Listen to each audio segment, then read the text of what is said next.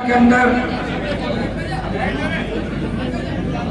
छात्र संघ कार्यालय के उद्घाटन और नवनिर्वाचित छात्र संघ अध्यक्ष के शपथ ग्रहण समारोह के अंदर आप सबने कॉलेज प्रशासन सहित मेरी छोटी बहन आयुषी लामरोड, जिसने ऐतिहासिक जीत दर्ज की मेड़ता के अंदर और इसने जीत की थी कि 28 तारीख को यहाँ है। मैंने कहा 25-26 का कार्यक्रम रख लें, बोले नहीं 25-26 को मैं बिजी हुई दूंगा। कोई दिक्कत नहीं, मेड़ता की जीत के आगे मुझे जीत माननी पड़ती है आपकी, क्योंकि मेड़ता वालों ने मुझे राजस्थान में नई ताकत दी। आरएलपी का विधायक जीता गया, मुझे और मजबूत किया राजस्थान के अंदर। इसलिए मेड़ता की हर चीज मैं हमेशा मानता हूँ। यहाँ जिद्दी है जवान। मैं जब विश्वविद्यालय के अंदर राजनीति करता था तब भी यहाँ के बच्चे जिद और जुनून के साथ उस समय भी मेरा साथ देते थे और लगातार इस पूरे इलाके के किसानों का, जवानों का हमेशा मुझे सहयोग आशीर्वाद मिलता रहा। इसलिए आपकी जिद में हमेशा मानता हूँ। फिर आपने एक चीज और की कि हाथी में बिठाएंगे, तो मैंने कहा अगर हाथी से गिर गया तो चुनावी टाइम है, 6-8 महीने हॉस्पिटल में लगेंगे। बोले नहीं साहब बैठना ही पड़ेगा। तो बच्चों की जिद के आगे हाथी में भी बैठा। और आज जो ऐतिहासिक कार्यक्रम हमारे यहाँ के जवानों ने, किसानों ने, और मुझे लग रहा है कि मेड़ता कॉलेज के अंदर मैं शायद कॉलेज का जब निर्माण हुआ, मैं इस मौके में भवन सिंह जी नागावास को जरूर याद करूंगा। उन्होंने अथक प्रयास करके मेड़ता के अंदर शिक्षा की जोत जगाई, इस कॉलेज का निर्माण कराया। जो भी बाधाएं थी उन बाधाओं को दूर किया। और उस समय से लेके जब मैं विश्वविद्यालय का अध्यक्ष था 97-98 के अंदर, तब से लेके लगातार हनुमान बेनीवाल को आप याद करते रहते हैं। और करीब 8-10 बार मैं इस कॉलेज के अंदर आया हूँ और मुझे ऐसा ही लगता है कि मैं उस महाविद्यालय में खड़ा हूँ। मेरी पढ़ाई इस मेड़ता के अंदर नहीं हुई होगी, लेकिन मेरा जो आपका लगाव है हमेशा यही रहता है। जिस तरह नागौर के महाविद्यालय से लगाव है, उसी तरह मेड़ता के महाविद्यालय से हनुमान बेनीवाल का हमेशा लगाव रहता है। ऐसा लगता है कि मैं कहीं नहीं इस कॉलेज से मेरा रिश्ता है। आज का तो ऐतिहासिक कार्यक्रम रहा। मैं पहले भी कई कार्यक्रमों के अंदर आया, लेकिन जो जोश, जुनून, जज्बा इस प्रोग्राम के अंदर देखने को मिला। और सबसे बड़ी बात कि सारे दलों के लोग, कांग्रेस, बीजेपी, आरएलपी, तमाम विचारधाराओं के लोग एक साथ इस कार्यक्रम को सफल बनाने के लिए यहाँ आए। मैं सबको आपको धन्यवाद दूंगा। इसी तरह हमेशा एक ही काम करना हमें कि जो जीत जाता है उसको कामयाब कैसे करें, उसके साथ लगना होता है। और जो हार जाता है वो अगली उसकी तैयारी करें। लेकिन दुर्भाग्य से यूनिवर्सिटी और कॉलेज के अंदर जो लिंगो कमेटी आई है, उससे एक बार अगर चुनाव हार जाता दोबारा लड़ नहीं सकता। और एक बार अगर कोई एक पद के लिए लड़ ले वो दोबारा नहीं लड़ सकता। मैं तो आपको इतना ही विश्वास दिलाता हूँ कि हनुमान बेनीवाल जब भी अगर सत्ता के नजदीक आया, ये लिंगो कमेटी की सिफारिश हटा देंगे, पूर्व की भांति राजस्थान में फिर चुनाव शुरू कराएंगे। ये मैं विश्वास हमेशा दिलाता हूँ। मैंने लिंगो कमेटी का विरोध भी किया था। और छात्र संघ चुनाव जब 2004 के अंदर बंद हो गए थे और 2008 में मैं विधायक बन के गया, तो सबसे पहले राजस्थान की विधानसभा के अंदर अशोक गहलोत मुख्यमंत्री थे। और छात्र संघ चुनाव चालू कराने की अगर बात कही, बेल में 3-4 घंटे तक धरना दिया और सीएम से घोषणा कराई कि राजस्थान में छात्र संघ के चुनाव होंगे। वो हनुमान बेनीवाल के अथक प्रयासों से ही राजस्थान के अंदर वापस छात्र संघ के चुनाव चालू हुए। भाइयों, मैं छात्र संघ के माध्यम से विधानसभा और लोकसभा के अंदर पहुंचा। मुझे वो दिन भी याद है। आज हमारे राजस्थान विश्वविद्यालय के महासचिव छोटे भाई अरविंद जालड़ा यहाँ बैठे। आज तो राजस्थान विश्वविद्यालय में 3 से 4 हजार वोट नागौर जिले के। जब मैं चुनाव लड़ रहा था उस समय विश्वविद्यालय के जो वोटर थे, जो विश्वविद्यालय में वोट डालते, जो प्राइवेट कॉलेजों का नहीं, उन वोटों की संख्या 100 या 80 होगी। उन परिस्थितियों में भी हमने चुनाव जिता के जीत के संदेश दिया कि हम किसान के बेटे जिद और जुनून के साथ सेवा करेंगे। और वो जमाना और आज का जमाना थोड़ा सा बदल गया। मुझे याद है जब राजस्थान विद्यालय के अंदर हम राजनीति करते थे तो पेजर, सबसे पहले पेजर आया, उसके बाद मोबाइल आया। बड़े चाव से मोबाइल पेजर लेके हम आगे आगे चला करते थे और एक क्रेज था मोबाइल का। ये देखो इसके बाद पेजर है, मोबाइल है। हाँ, उसमें टाटा सेरा और नई गाड़ियां थी, वो तो मैं नहीं खरीद पाया, लेकिन जीप जरूर रखता था मैं। और जीप बच्चे ले जाते थे मेरी हर जगह, और प्लेयर के साथ जीप ले क्यों कि विद्यालय अध्यक्ष का एक रुतबा होता था राजस्थान विद्यालय अध्यक्ष का। और हमारे एक बार मुझे याद है कि राज्यपाल के मंच पे मैं बैठा था और ऐसी वैसी बात हो गई तो गवर्नर का मंच छोड़ के मैं चला गया।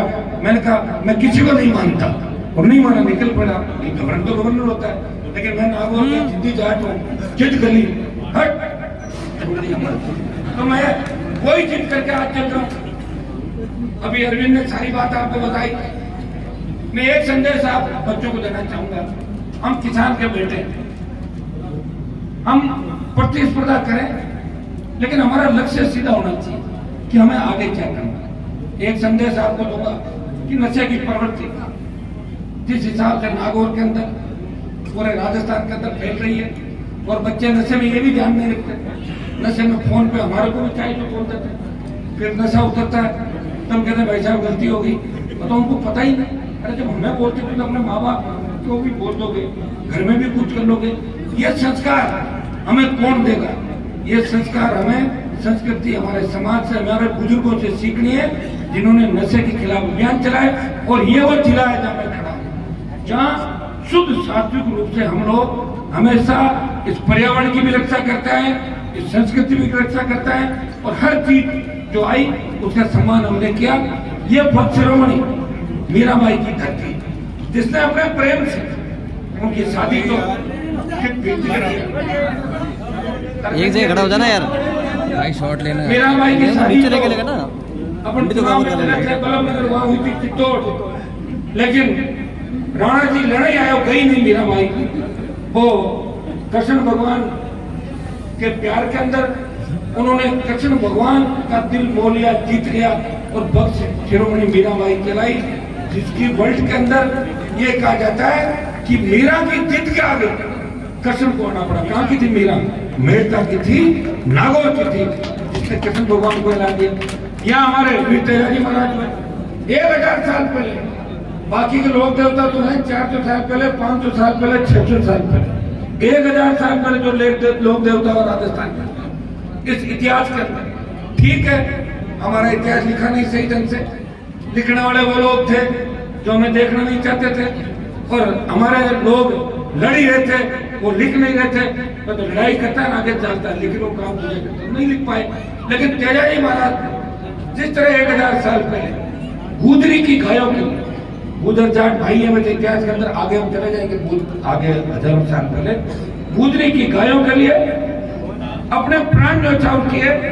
और इतिहास के अंदर या तो भगवान श्री राम ने अपना वचन निभाया, वनवास को चले गए, या वीर तेजाजी महाराज ने अपने प्राण देके वचन निभाया और संदेश दिया कि मैं जाट कुल से आता हूँ, किसान का बेटा हूँ, मेरे प्राण चले जाए लेकिन मेरा वचन नहीं जाएगा। ये संदेश देश में वचन दिया वीर तेजाजी महाराज। भाइयों, वीर तेजाजी की कृपा से ही हनुमान बेनीवाल आगे चल रहे। हम देख रहे हैं कि नागौर के नौजवानों के साथ साथ हमारे राजस्थान के शेखावाटी अंचल, चाहे बीकानेर डिवीजन का इलाका हो, चाहे मैं कल अलवर के बानसूर के अंदर गया, बानसूर में ये लोग मेरे पास आए थे 6 महीने पहले कि हम बानसूर में तेजाजी का मंदिर बनाना चाहते हैं। मैंने कहा पता करो, गूगल पे पता लग जाएगा सारा। उन्होंने शुरुआत करी मंदिर की, बानसूर की पहाड़ियों के अंदर भी तेजाजी महाराज का मंदिर बन रहा है। उत्तर प्रदेश, हरियाणा, पंजाब के गाँव के अंदर भी तेजाजी के मंदिर बन रहे। तेजाजी के मंदिर बनने का मतलब किसान कौम एक नारे के साथ, एक जयकारे के साथ आगे बढ़ रही है। पहले राजस्थान की राजधानी पे कब्जा करेंगे, फिर दिल्ली की ओर कूच करेंगे। ये तेजाजी महाराज की आदत से लगा रहे। भाइयों, मैं भी यही काम कर रहा हूँ। लोग मैं देखता हूँ कि थोड़ी सी सफलता मिलती है, फटाफट कहते हैं फॉर्च्यूनर खरीद लो। आज फिर वो गाड़ी बंद होगी तो ठीक कहते तो लोग लैंड क्रूजर ले लो, स्कॉर्पियो 3-4 गाड़ी किस कलर की, ये हो वो पार्टी करे, फार्म हाउस होना चाहिए, ये होना चाहिए, वो होना चाहिए।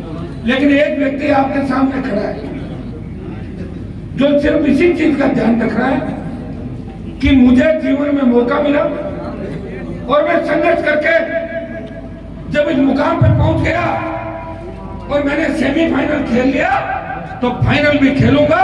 उससे पहले मंत्री मुझे नहीं बनना, मैं सच्ची बढ़ के आपकी सेवा करूंगा।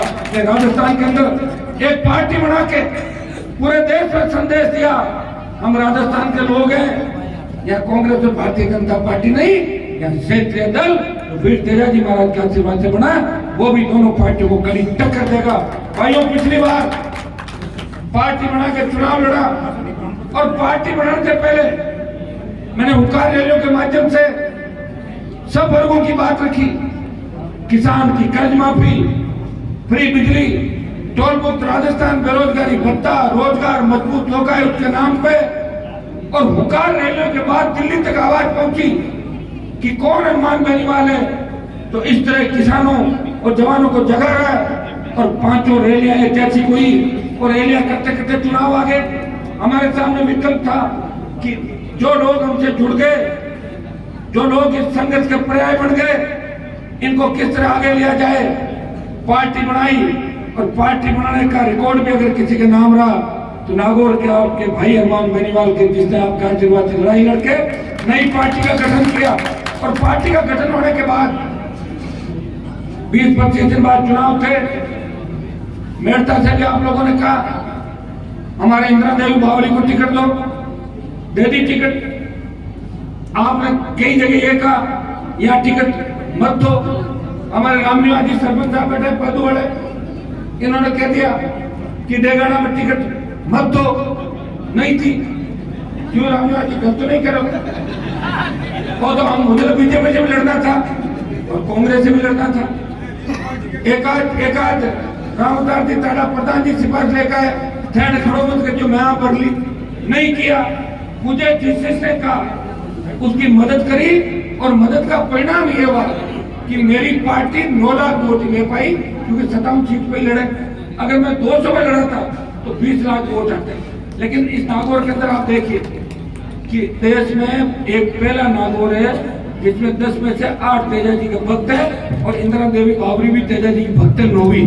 10 में से 9 तेजाजी के भक्त जीते नागौर से। और भाइयों, इस राजस्थान की सरकार को भी अगर किसी ने हराया तो मेरे एमपी बनने के बाद खीमचंद की सीट पे गहलोत की पूरी सरकार को हरा के वापिस भेज दिया था, जयपुर भेजा नहीं भेजा, तो नागौर की धरती है। लेकिन मुझे इस बात की पीड़ा है कि नागौर में इतने तेजाजी के भक्त होते हुए भी नागौर का किसान तकलीफ के अंदर है। थाने तहसील में जाता है और डरता है कि कहीं थानेदार मुझे गिरफ्तार नहीं कर ले, क्योंकि थानेदार उस एमएलए साहब का लगाया हुआ है, जो एमएलए साहब अशोक गहलोत की चप्पल उठाते हैं, उसका थानेदार लगा। क्या करेंगे? ये तो मैं बैठा हूँ, इसलिए आपकी आधी पीड़ा को कम कर रहा हूँ। यहाँ भी आपके मेड़ता कि एमएलए साहिब आए, देखिए मैं इनको धन्यवाद दूंगा कि 2 बार मुझे आवश्यकता पड़ी। एक बार तो जब गहलोत की सरकार गिर रही थी, पूरी सरकार इंदिरा बावरी को आरएलपी से अलग करने के लिए, पुखराज गर्ग को अलग बात करने के लिए पूरा प्रयास किया। लेकिन उस संकट की घड़ी के अंदर इंदिरा बावरी ने एक ही बात कही, मैं मेरे भाई साहब के साथ हूँ, जो उनका निर्णय होगा वही होगा। और मैं उनको धन्यवाद देता हूँ कि संकट की घड़ी के अंदर मेरा साथ नहीं छोड़ा। उस समय बीटीपी पार्टी टूट गई थी, लोकदल भाग गया था, कम्युनिस्ट रात को तो बीजेपी के कैंप में उसमें भाग गए, कांग्रेस के कैंप के अंदर, और जो भी सिंगल मेंबर पार्टियां थी चली गई अशोक गहलोत के पास। बसपा के 6 विधायकों को खरीद के उनका विलय कर लिया। जिस हाथी पे आप मुझे बिठा के लाए हो, अब तो हाथी का तो मैं ही रखवाड़ा हूँ राजस्थान के अंदर। भाई बसपा का हाथी तो चला गया कांग्रेस में, ये हाथी पे आप मुझे लाए हो। और हाथी जो शेड्यूल कास्ट की रखवाड़े की बात करता है, तो शेड्यूल कास्ट का मेरे मेरी पार्टी में 3 में से 2 है, बसपा में 1 भी नहीं जीता। और जो जीते थे शेड्यूल कास्ट के नाम से, वो हाथी समेत ही चले गए कांग्रेस के अंदर। और इस हाथी को तो मैं वापिस ले आया और उनको छोड़ा क्योंकि उनको 23 में वापस विधानसभा